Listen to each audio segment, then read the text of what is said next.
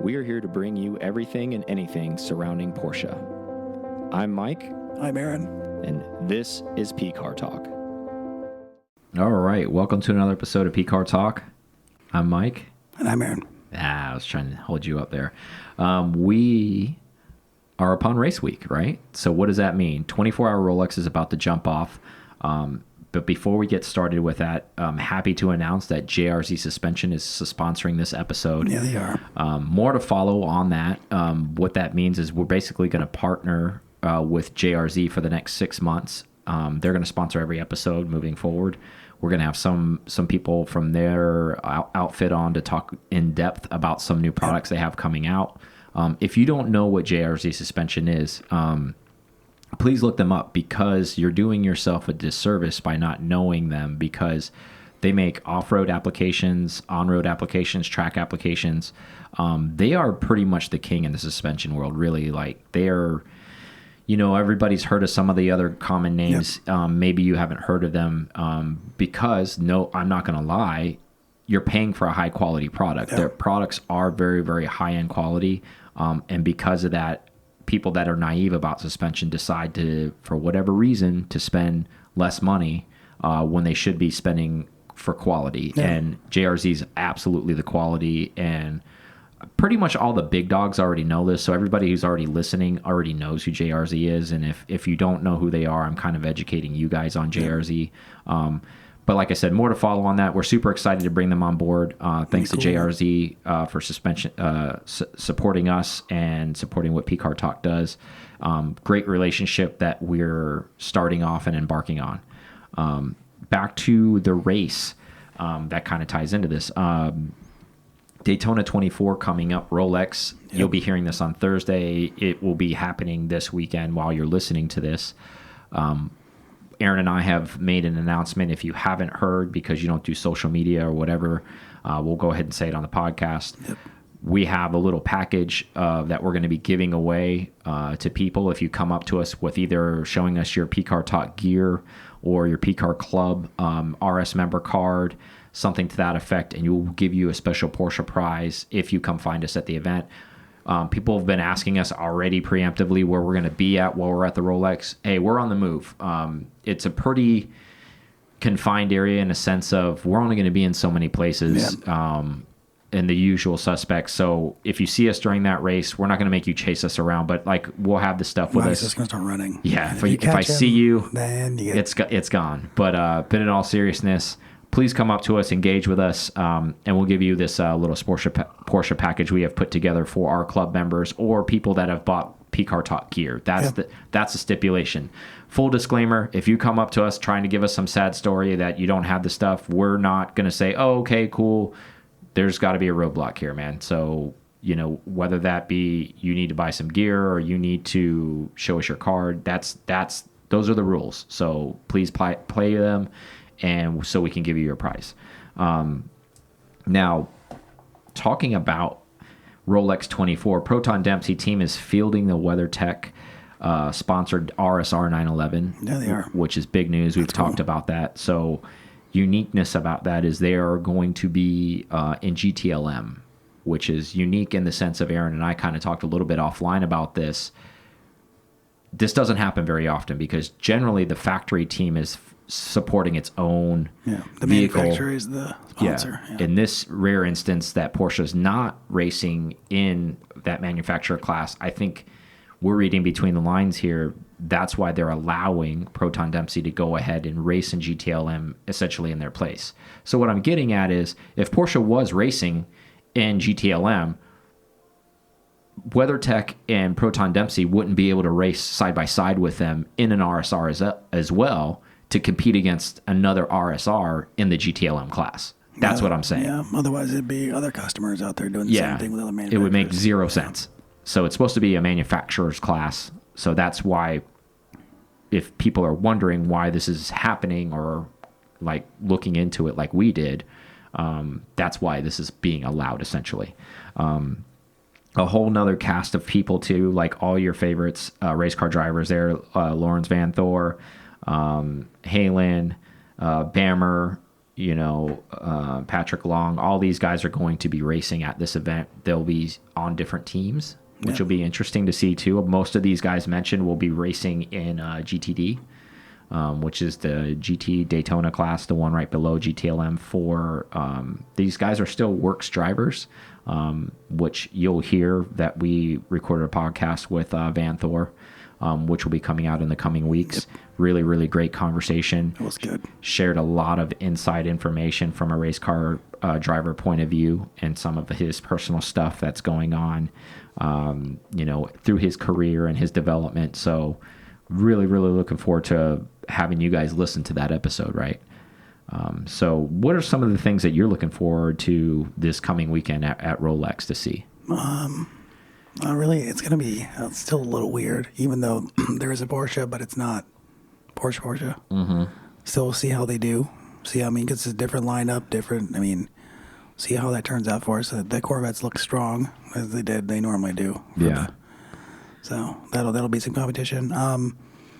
It's kind of strange in the sense of normally most factory teams, actually I think all of them, they run two cars. Yeah.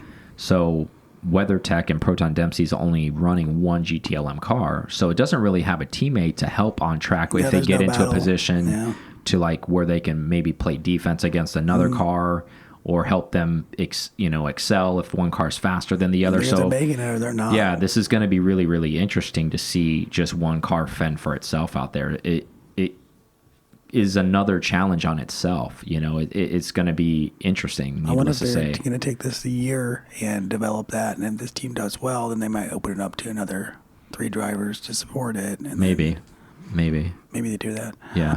Just to see how it's going to be. We have the. As we know, that stuff's not cheap. Yeah. That's probably this is probably all revolving around funding. Yeah. Is the reason why they're not running 2 cars, because that's double the people. It's double the staff. It's double the teams. So whatever your initial cost is on one car, it's just as much on the next one. So it's probably cost, I would imagine. I'm mostly looking forward to seeing all the people come in. There's tons of people we know coming from all across the country. Mm-hmm. So meeting up, talking. Yeah, and then we have a couple podcasts while we're in the area too, right? That's true. So another really, really special guest, really heavy hitter, big time Porsche. I don't want to say his name because I don't want to ruin it, but I'll build some anticipation for people. He necessarily dictates the race, and he's done a couple things and chooses who is on the team and who races where and things like that. So he's very, very influential and very important to Porsche factory racing. So let's put it that way. Enough teaser with that, right? So another topic that we want to discuss today, 2021 Porsche Panamera pricing is out. Now, this is a monster delta, which is kind of crazy. Not shocking, but it is shocking when I was typing out the show notes and I was actually seeing it in black and white. So I'll let it resonate for a minute. Base price ranges from $88,500, and then the most expensive model caps out at $195,000. That's $190.5. So basically $191,000. Oh, wow. And with the base model, you get a 325 horsepower car, 0 to 60 time 5.3. The most expensive one in that range is the Panamera Turbo SE Hybrid. 0 to 63.1 seconds, super fast for a big old luxury sedan like that. And then 690 horsepower. That's GT2 RS stuff, basically. Now, here's another shocking thing. Between the base model and the model that I just mentioned, there's 19 different variants of Panamera available. You wouldn't think that's possible. But I guess it is. It is. There's 21 total, so excluding the base and the one I mentioned, there's 19 others. That's ridiculous, man. That's so many choices. Within one model line, 19 variants of that. They must be just cleaning the house on Panameras then. Yes and no. And I want to discuss this for a little bit. So, is that out of hand in your opinion? So we're using the word, let's just call it 21 because that's how many total there are. So 21 different variants of the Panamera.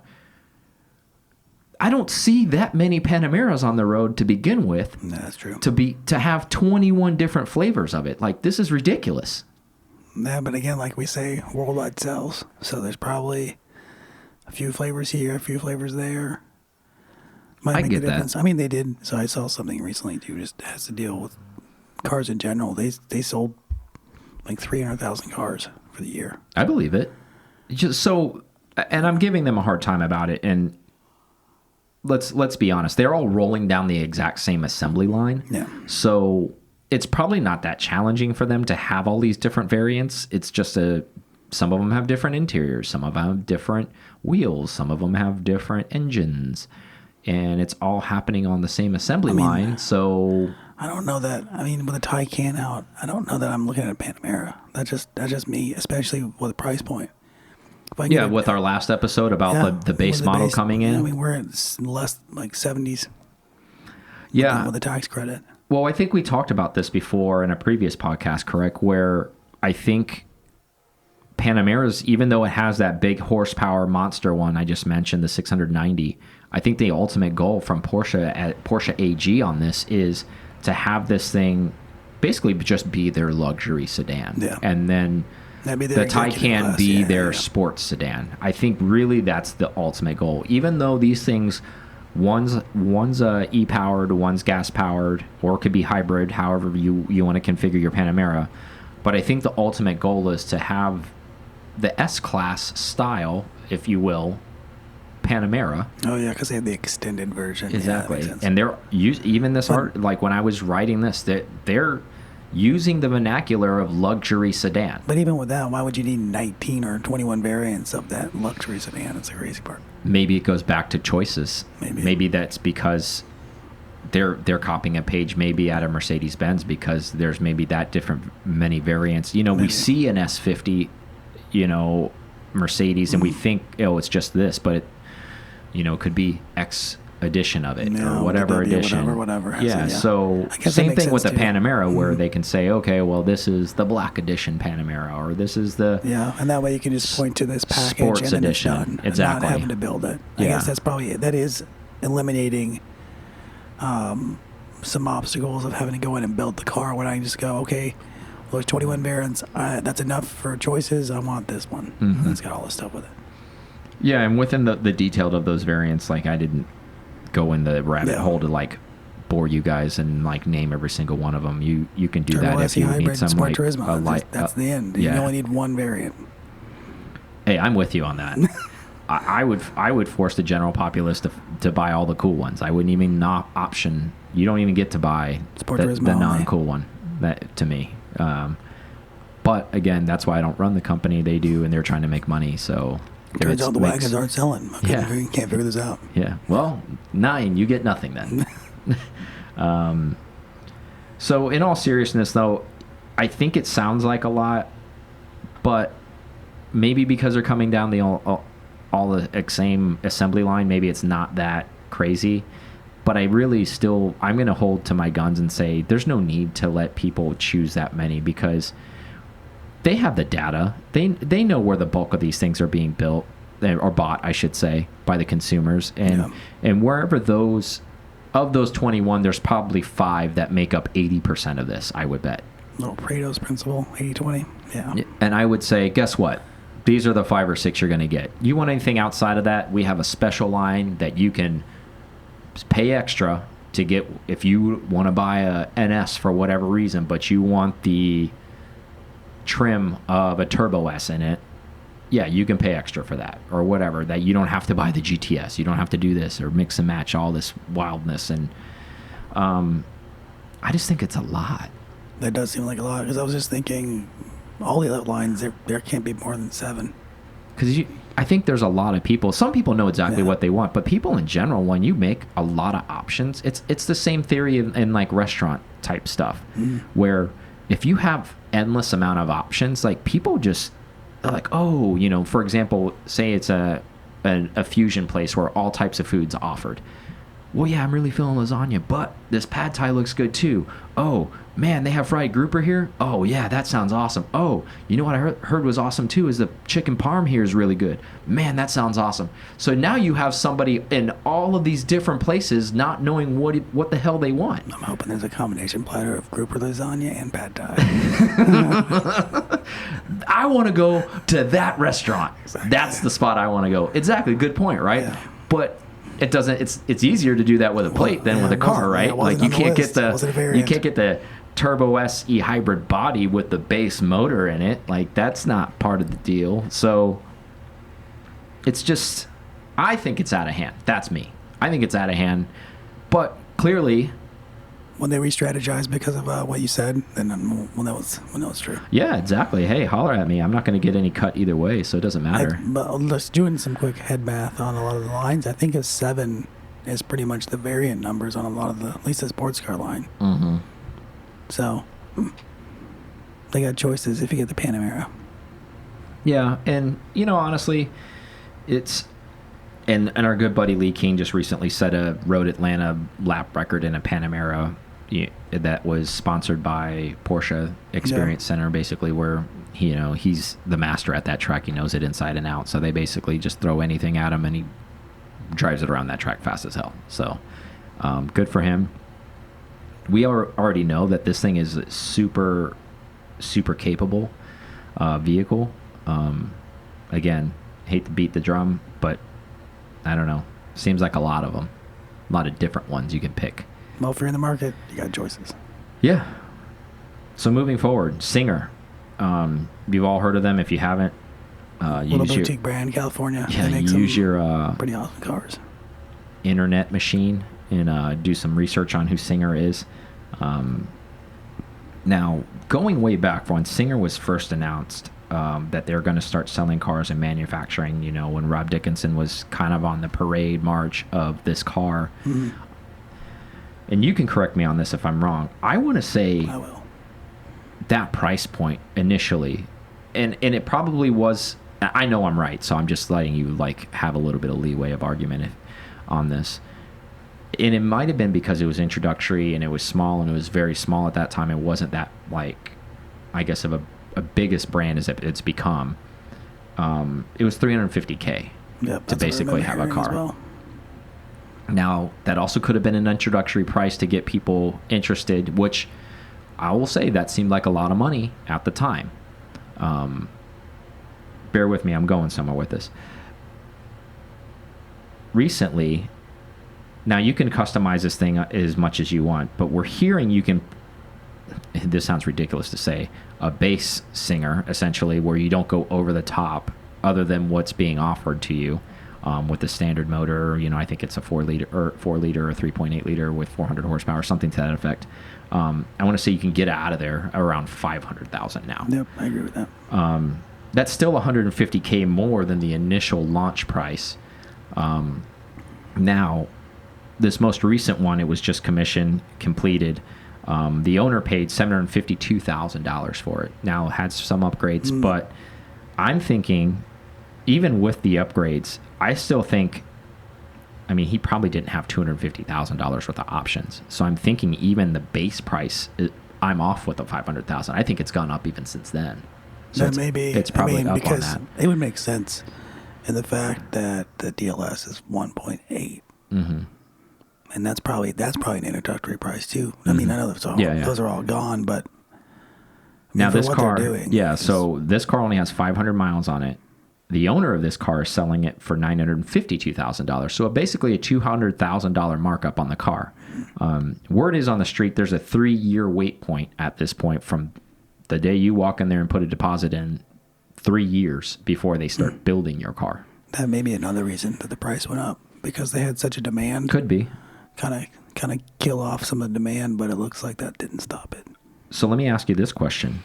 Is $200,000 worth not waiting 3 years from this guy? Because he has it listed at $952,000, only has 500 miles on it. So essentially delivery miles plus maybe I want to go show it off to some friends and take it around town. And that's if it was similar to something I was going to build, yes. If it's nothing like I was going to build, I don't know that I'm needing it that much quicker.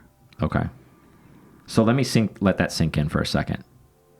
This thing is almost $1 million for a Singer now. This is where we're at. Remember what I said earlier, $350,000 entry point on this thing. But that could have been based on, they were for sure doing the 964 body at that point? Yeah. Okay. I think if you were part of that initial maybe 10 cars, 10 to 15 people that were on board before they became the monster that they are now, you probably were paying that around that 350. And there probably wasn't very many options though either. Now you think about it this way, I mean, nobody buys car. Well, I don't want to say no one. Smart people don't buy cars for investment. These people who did buy these cars initially wanted to have one because it was unique. It's its own thing. So do you think one of those first 10 to 15 cars, even if it's used and doesn't have 500 miles on it, where do you think that falls as far as its worth? Is it worth double? Is it 700,000? Is it?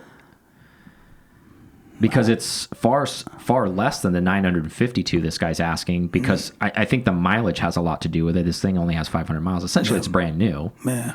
I guess the thing I'm having a hard time wrapping my head around is this person, who knows whenever his build time came in. Let's just, for safety's sake, let's say it took him 2 years before they even did the build. And then before he took delivery, it was a total of 3 years all the way around. So this guy essentially waited 3 years, took delivery of this car recently, and now is selling it right away. So did he just not want the car? Did he lose right away, fire? He might have, did he 50 cars, and then this car gets driven. He could have owned it for a year. Yeah, possibly, but I don't think so. I think it says recent commission, so. Okay, well then, maybe he just got bored in the build process because it took so long. Because that's a thing too. It's like if something to that, I don't want anything that's going to take an immense amount of time. I just don't have the fire for that, I guess. I mean, I still think it's neat, and I love what Singer does. But even if I had, I might be the buyer on this one. It's kind of used, but then it takes away the custom ability, right? Like you want to make it custom, you want to make it yours. But at the end of the day, you still got a Singer. But I don't know. Yeah, I agree with the custom ability, because if it was something I was building, like I said, then I can see maybe. Now I don't have to wait in line anymore, and I've got one, and I can... Yeah, because that's kind of what makes these things so unique, right? Because it's everything you want. And then when you buy somebody else's, it's kind of like, oh... Great, I got Dan's. I mean, but to be honest with you, there's a lot of people that don't have that vision, that aren't good at that stuff. And that's not a knock on, just because you don't have creativity doesn't mean you're a bad person. Maybe somebody isn't where they sit down and they say, I want that shade of blue, or that shade of gray to go with this, and they know, and I know Singer has its folks to help you along with that process, but it has to start from something. You have to have some type of vision when you go to them with something. And I agree with that. I do. I mean, I don't see myself personally getting bored of the car, but maybe it wasn't exactly what he wanted after he drove it 500 miles. It's always, just because. And plus, like you said, it's been built up and anticipated, and you get the car, and they're like, well, maybe it wasn't what he's used to. So Could be his first Porsche. Yeah. Let me ask you this question. Okay, so let's just play with the number, the $752,000 that this guy paid. Yep. We know that's not a standard price, but we do know that's what he paid. I mean, whatever he decided to do, and you had the funds. Are you buying a Singer at $752,000 now? At that price point? Because that seems, let's be real. It's in the category of, just recently I saw a Carrera GT for sale for $700,000. But didn't already have a Carrera GT, then yes, that may be a cross shop. Okay, this isn't don't turn this into a what-if game, man. I'm just saying if you had the funds. That person that has the funds for a $750,000 car. Okay, let's say you didn't have a Carrera GT. Okay. And you have the funds. But I didn't spec this one. Oh, this is the one that I'm buying. Just yeah, you can buy one but you got to wait 3 years, or you can buy a Carrera GT that's for sale right now. It has 2,000 miles on it. And I can pick my color. They're both rare. But if I could flip it for an extra $200K. So you're looking at the wrong side of this. I think I'll probably just do Carrera GT, just because I can get it right away, get the color I wanted, and then. My answer to that is at the end of the day, this is still a 911. Yeah. And I'm not saying that in a negative way because we get thrown through the mud because we love 911 so much. So I'm sticking up for all the people at the end of the day. I don't know if I can muster $750,000 for a 911. And again, no matter if it is Singer, it's still not Porsche making this car. Yeah, exactly. That's the other thing of that. It's, if you get the Carrera GT, that's all factory. So that's still gonna go up. Of course. For me, it's more of a chassis thing, I think, for me. Like, yes, it's super special because it's a Singer. Yes, it's all of those things, but the price is the price. If somebody's going to pay it, then that's what they're worth. That's the old additive of like, hey, what's your commodity worth? It's worth what anybody's willing to pay for it. So kudos to them for people paying this, and I'm not knocking that at any means, but I'm saying me as a buyer, even if I had oodles and oodles of money, at some point, would I buy a Singer? Probably, because if you're a car connoisseur, and I'm playing off of what you said earlier, well, if I already had a Carrera GT, yes. Okay, I get what you're saying, because if you have a lot of cars and then you have a lot of wealth too, I can see this being something you eventually own. But maybe somebody who has a lot of wealth who's just starting out in a car collection, this is deep in the arsenal of, I already own X amount of cars, fill in the blank with 15 or 20 other cars. Then I'm thinking about a Singer if I still have that kind of funding around. Because I just think there's so many other cars around this price point. Yes, Singer is special. Yes, it's boutique. Yes, it's all of those things. But yes, it's still a 911 in my mind. And the fact that it's shared, it goes back to that thing of, I don't know, at the end of the day, not that it matters what anybody else thinks, because you should be buying the car for what it is for you. And that's the most important thing. But if you park a 964 that's modded, narrow body, whatever, and then you park a Singer, yes, they don't look alike, but you can tell they're cousins. And one guy paid, even in this market, maybe 80 grand for his 964, and you've got this guy who paid $750,000 for his 964. And if I'm the $750,000 buyer, I have a little bit of an issue with that. Maybe. But you're buying perfection. That's what perfection costs.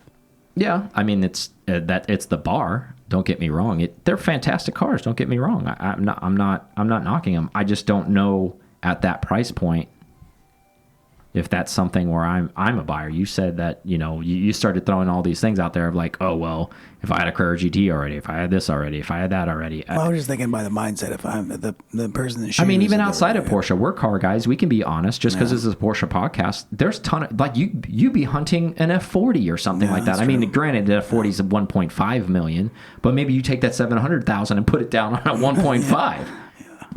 So... yeah, I'm just saying there's a lot of iconic cars to go by, and I'm sure there's a lot of listeners that probably agree with me at that point, and then there's probably a lot of people that are saying that I'm crazy for even, of course they'd have a Singer. But yeah, at the same time, just there are other cars, I get it. And I'm saying just because we run a Porsche podcast, we do have interest in other things too. Yeah.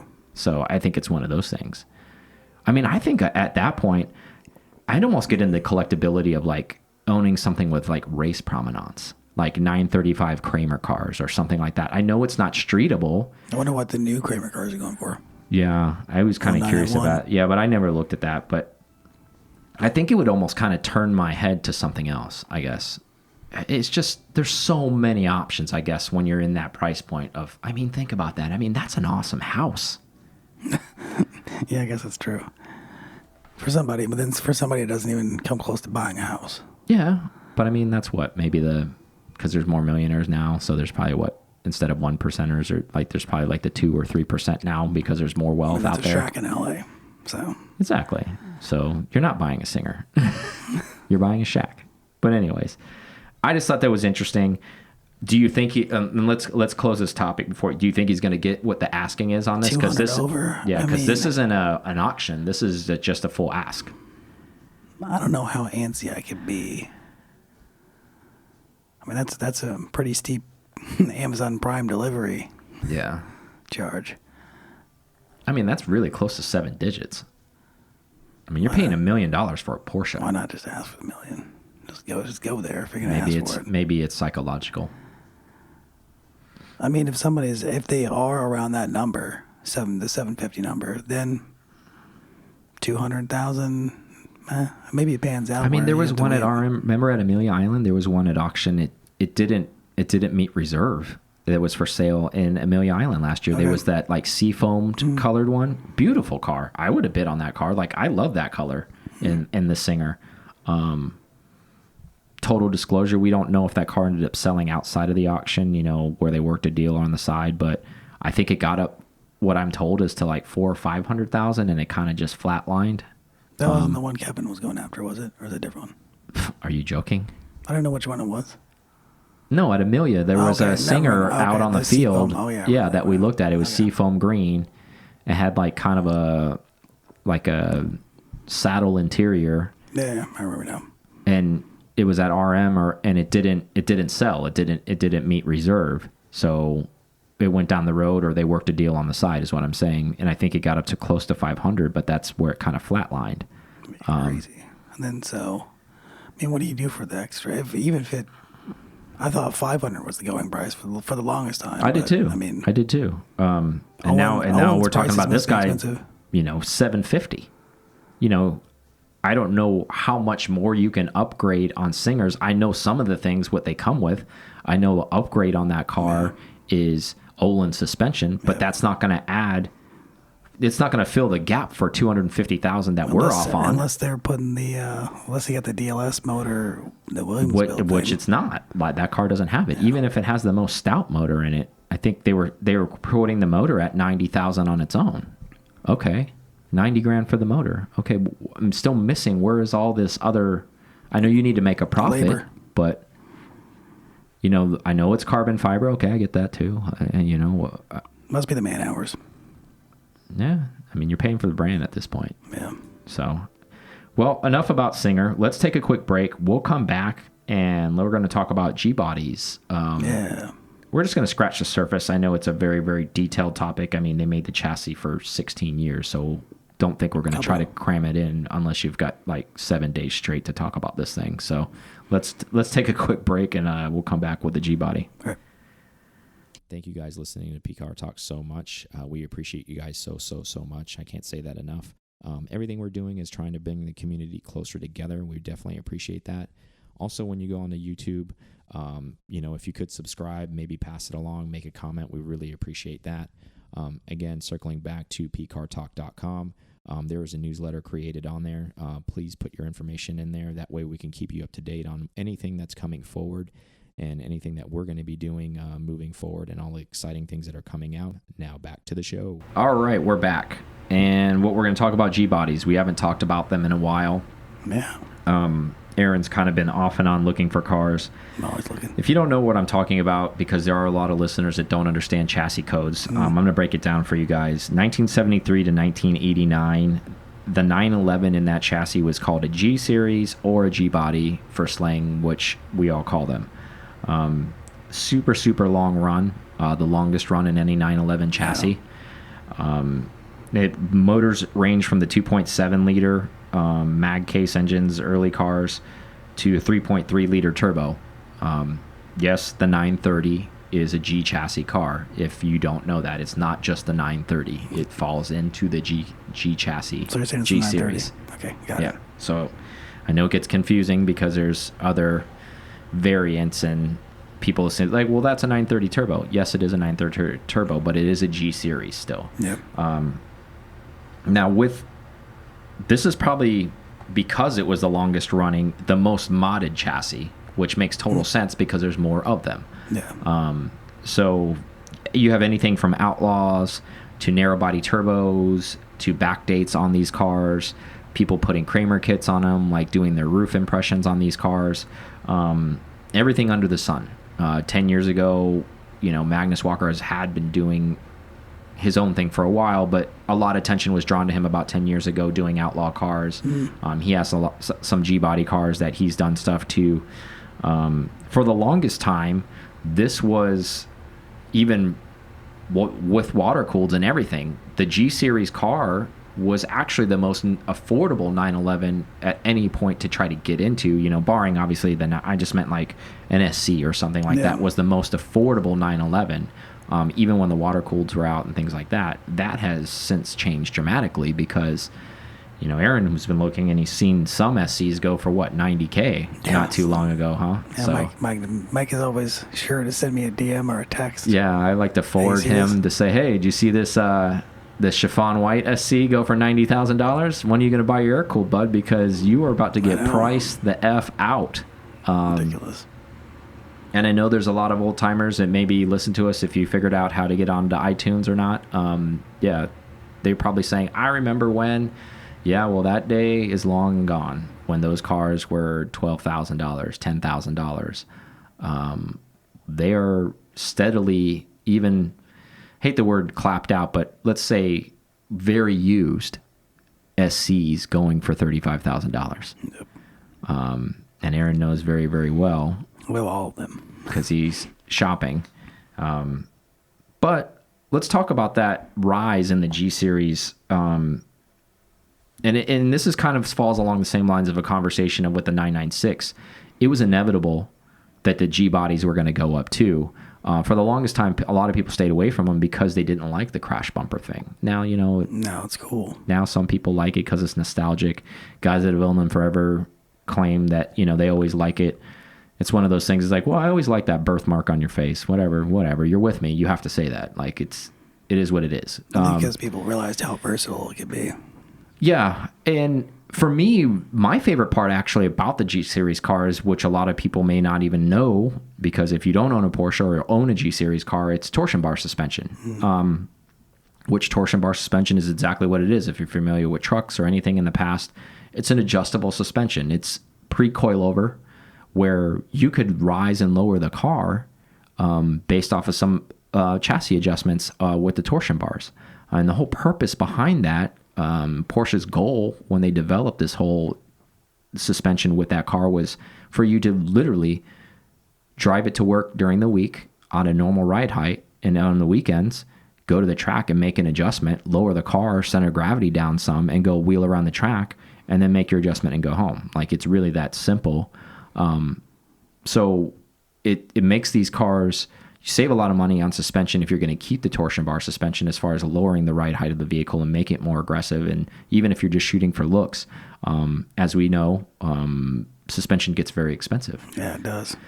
So that's a big thumbs up in my book, is why I like the G Series so much as well. I'm not a huge fan of the crash bumpers, totally honest, but if I were to get one, I would definitely do the bumper mods on those things. All the IROC stuff. Yeah, that's probably the way I'd go with it. I would smooth out the bumpers. I've never liked the crash bumper look ever, regardless, and it's not growing on me. I kind of approach that like the fried egg headlights, where some people are like, oh my god, but it's the one with the, like, I'm like, yeah, well, you've got those big goofy crash bumpers on it still, and I'm not in love with it. I'm not saying it's a horrible car, but it's just not my favorite when it has those on it.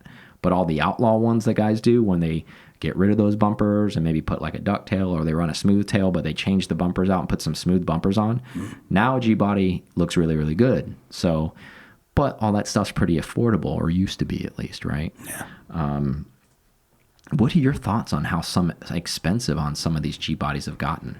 Is it depressing for you? Because it's vintage. How tough is it for you to like deal with this? Let's talk about those feelings. Yeah. How do you feel about this, Aaron? Well, after chasing a 964, is it a 914? Is it in your future now? I did say 914 for sale on Facebook. Your dreaded 914 hate, is that going to be your demise? Like, you're going to have to, that's going to be your air cooled car because of this? No.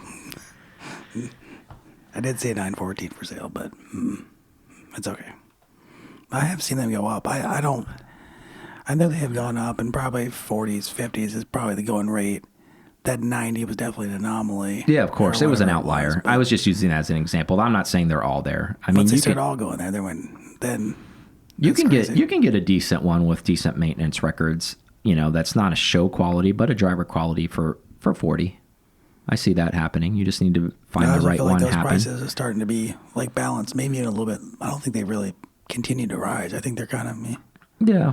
I mean, over time they will still go up, just because they haven't made them in a long time, and there's new people coming to Porsche every day who want a vintage car, and a lot of them start in this G-body area because they're priced out of 993, they're priced out of 964. What do you have left? Well, you have a G-Series, because unless you go way early and you go to a long hood car, those are super high price too. Like, so essentially you're getting the sandwich. This is the middle child essentially, where this is your sweet spot, where this is your best location to spend, I guess, reasonable money, if you want to call it that, to buy a vintage 911, because 964s are in the 70s, 80s, 90s. Some 993s, depending on mileage and usage and all that stuff, can be had in the 50s and 60s. Yeah, for sure. But most of them are higher end in the same price range as 964s, early body, long hoods, all around that same price rate, 70, 80,000, 90,000. So really, it's not the whole market's shifted the exact same way it was. It's just more. Yeah, I think what it is it's the factor what I was talking about before. It's inevitable that these are going to go up because all of the Porsches around it have gone up in price. So this is the last one left in the 911 world to start increasing in price, because people that have maybe 50 grand, obviously they maybe want a 964, kind of like you. Well, that's not you're not going to get a 964 for 50. 100%. Unless it needs $20,000 worth of work. Unless it has no motor, no training. Yeah. So that's out. So if you still have the desire to own a 911, where does that push you? It pushes you where your money can be spent, where your money can be spent in a G-body. Not that that's a bad thing. I'm not saying it is a bad thing. Like, I actually like G-body cars as well as probably push some of this. Yeah, honestly, I don't think it has any impact on it. I think that's back to that whole like Singer has an impact on 964s. I don't think so. Like, I really don't think so. I think it's just people in general that wanted those cars that maybe that say that phrase of one of these days I'll buy one. I think a lot of those, when the prices started going up on 964s and 993s, I think a lot of those people, instead of saying like one of these days, they started making that day the present day to say, okay, I see the light at the end of the tunnel, because if I don't spend 50 or 60 now, I'm going to spend 80 because it's not going to go back down. So then they buy them up, or they're buying the ones that they want, and in turn makes the market dry up because there's just not, there's not any left. There's none left. And I think there'll always be G bodies because they made them for 16 years. So that was the whole wrap up. The whole reason why I was talking about this. They made a lot of these. They made a lot of different variants of these variants that they made, because they made so many different ones, from an SC, to a mid-year in the 75 range. They had Euro Carrera 3-liter, the one I bought, the 76. They had the Turbo, the 930. Of all of these, which one do you think is the most practical one? If I was a buyer and I was to come to you and say, hey, which one of these should I buy? I don't really care what motor size. I don't care about the power. I just want to own a vintage 911. Where do I need to be at, do you think? I would always say probably the last gen, the 80s, like the last bit of the 80s, because everything, just like anything production-wise, anything that might have been a problem over the 16-year run, was pretty much solved.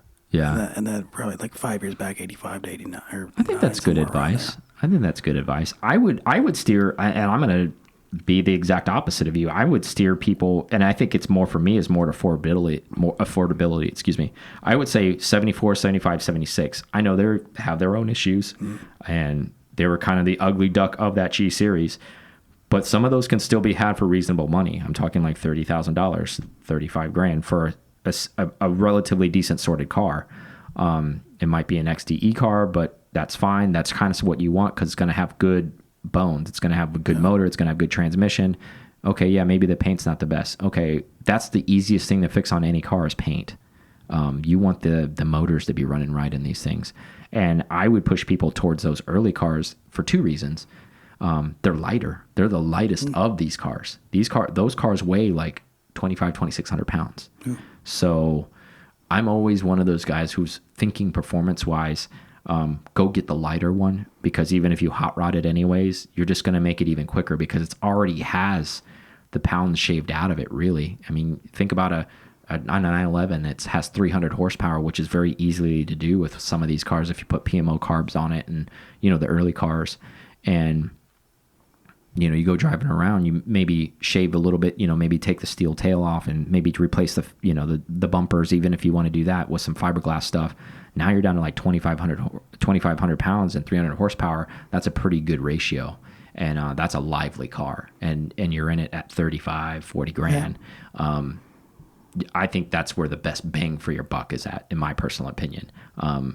That's drying up as we speak too, though.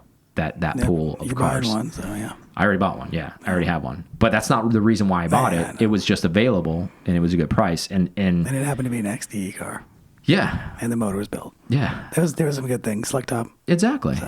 So all wins. So if you're a buyer out there, that's kind of a scratch the surface on the G Series. I promise you we'll have a longer episode, but it's tough to have an entire episode about this car because we could easily do that.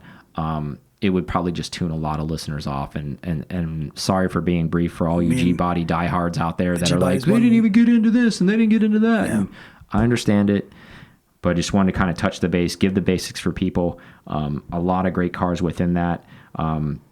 Wrap up. Those are the same 911s that won rallies. So yeah.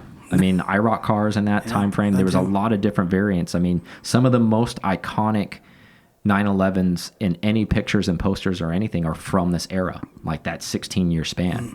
So keep that in mind when you're shopping a vintage 911. And if you're like me, scoffing at a G body and not interested in one, just remember it's easily to mod that car. Just because you bought it that way, it doesn't have to end up that way when you start to tool with it. True. And again, the aftermarket for these cars, because they're so modified, there's a lot of good stuff from a lot of other places if you want to do fiberglass stuff with them. So it's basically a blank canvas, if you have the imagination to do something with it, which is interesting in itself, right? Any closing thoughts on the G-body or what's coming up this weekend, or if you're ever going to buy one, or do you want to add to that? Because it's end of January. I think you said something about like, hey, come January, like I'm going to buy one. Things happen, so I know you got some personal stuff things going are on. getting locked back in, so that cream's going to take care of that stuff though. Like, so you're going to be fine. Like you're going to be okay. Yeah, it'll be good. Yeah. Thanks. You're going to be all right. You're going to handle that. But yeah, thank you guys so much for listening. We appreciate you guys' support. We are so excited to have JRZ on board with us. Yeah. I hope you guys are too. There's a lot of good stuff coming from them this year, and you guys are going to hear all about it on future podcasts. Catch us at Daytona to get your special prize. Remember, got to wear your P-Car Talk shirt or have some P-Car Talk gear to show us, or show us your club member card to get the prize, right? Yep. No limited too, exceptions. So. Thank you guys so much. Talk to you guys soon. Right, yep. Thank you so much for listening to this episode of P-Car Talk. Connect with us on Instagram at P-Car Talk or online at pcartalk.com.